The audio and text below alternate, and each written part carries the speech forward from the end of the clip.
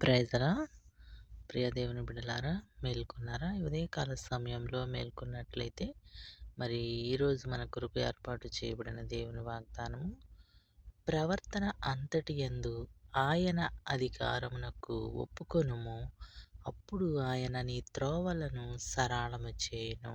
ఆమేన్. సామెతలు 3:6 అధ్యాయము. ప్రియ దేవుని బిడ్డలారా, మరి ఉదయకాల సమయంలో ఆయన గొప్ప అమూల్యమైన వాగ్దానమును మనము లేవగానే ఒక వాగ్దానమును చదివి మన ప్రార్థనతో మన దినాన్ని ప్రారంభిస్తే ఎంతో ధన్యులము. మరి ఈ వాగ్దానము మన ప్రవర్తన అంతటి యందు ఆయనకు అధికారం ఇవ్వాలంటండి. మనము లేవగానే మన సమస్తాన్ని మనం ఏం చేయుచున్నాం, మన మీద ఆయనకు యెహోవాకు అధికారం మనం ఇవ్వగలిగితే ఆయన మన త్రోవలన్నిటినీ సరళము చేస్తాడు. మన ఇరుకులు, ఇబ్బందులు, సమస్యలు ఏమున్నా మనం ఒక్కొక్కసారి చాలా చింతపడుతూ ఉంటాం.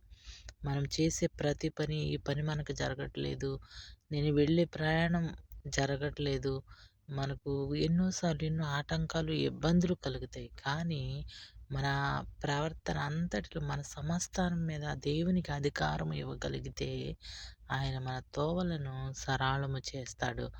గనుక మనం యెహోవా మీద ఆధారపడి ఉదయాన్నే లేవగానే మన సమస్త భారాన్ని ఆయన మీద మోపగలిగితే, ఆయన చేతులకు అప్పగించగలిగితే ప్రతి పని కూడా ఆయనే చూసుకుంటాడు. మన త్రోవలు మనం వెళ్ళే చోట మనం ఏ పని చేయాలనుకున్నా కూడా మనకన్నీ కూడా సరళముగా ఉంటాయి. నమ్మకం ఉంచాలి.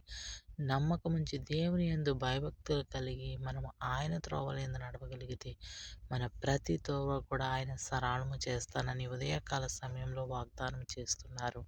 నీ మీద యెహోవాకు అధికారం ఇయ్యి. మీ ఇంటి వారికి, పరాయి వారికి, బంధువులకు, స్నేహితులకు కాదు. నీవు అధికారం ఇవ్వాల్సింది నీ దేవుడైన యెహోవాకు. నీవు ఒక్కసారి నీ మీద అధికారం ఇచ్చి చూడు యెహోవాకు.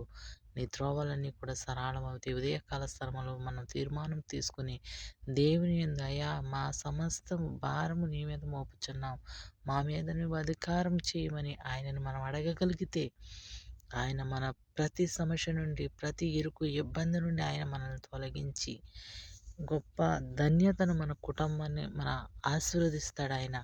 మరి ఈ ఉదయకాల సమయంలో మరి లేవగానే ప్రార్థించి నీ ప్రతి భారాన్ని ఆయన చేతులకు అప్పగించగలుగుతున్నావా? అయితే ప్రార్థించు. ఈ ఉదయకాల సమయంలో ప్రార్థన.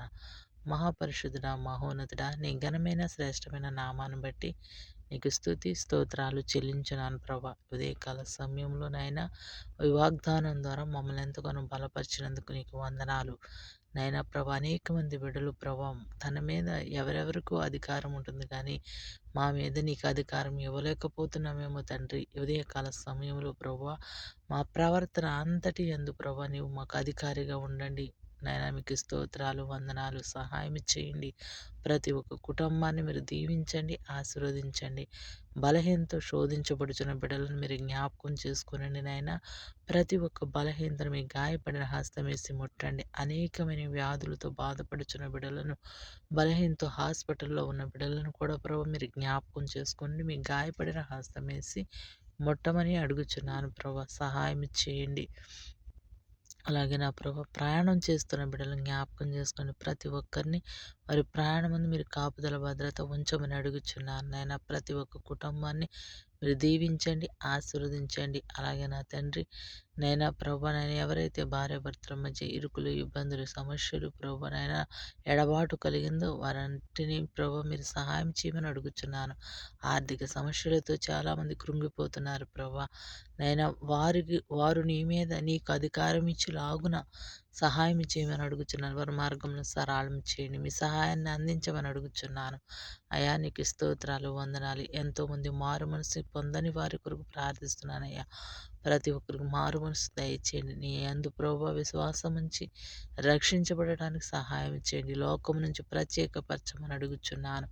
నాయన ప్రతి ఒక్కరిని మీరు జ్ఞాపకం చేసుకొని వాగ్దానం వింటున్న ప్రతి కుటుంబాన్ని మీరు దీవించి ఆశీర్వదించమని నజరేయుడని యేసు పరిశుద్ధ నామమున అడిగి వేడుకొంచున్నాం తండ్రి. ఆమేన్. ఆమేన్.